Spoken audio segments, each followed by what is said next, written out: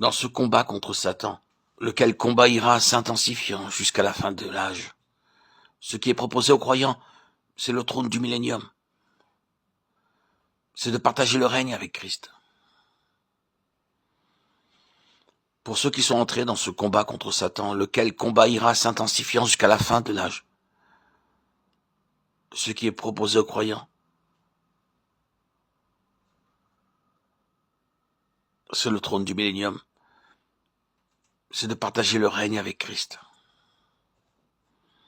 Pour ceux qui sont entrés dans ce combat contre Satan et le monde, il importe de maintenir les victoires acquises, afin de ne pas perdre la couronne. Car il est évident que les attaques du diable vont se multipliant sur ceux qui doivent juger les légions mauvaises, lorsqu'ils régneront avec Jésus. Le prix du trône, partager le trône de Christ, régner avec lui. Ce sont là des récompenses individuelles, destinées au seul vainqueur, Apocalypse 3, 21. Christ a obtenu la vie éternelle, don gratuit pour tous ceux qui croient en lui. Mais lorsqu'il s'agit de partager son trône et de gouverner les royaumes de ce monde repris à Satan, il a besoin de ceux qui ont suivi le même chemin que lui. Il fut rendu parfait par la souffrance. Comme moi-même j'ai vaincu, dit le Seigneur. Si nous lisons attentivement les textes, nous voyons que sa victoire fut sur le monde et sur Satan. Il ne peut être question pour le Seigneur de victoire sur le péché. Pour partager le trône de Christ, il n'est pas non plus question de victoire sur le péché. Celle-ci est considérée comme l'apanage des enfants de Dieu, la vie normale, non pas comme le but à atteindre.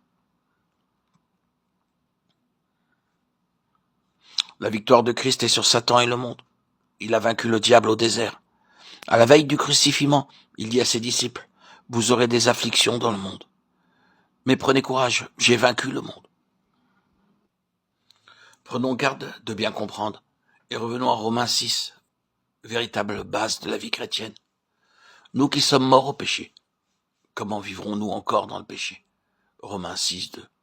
Le croyant n'est pas exhorté à faire mourir le péché, mais à se reconnaître sur le terrain de la mort de Christ, comme mort au péché.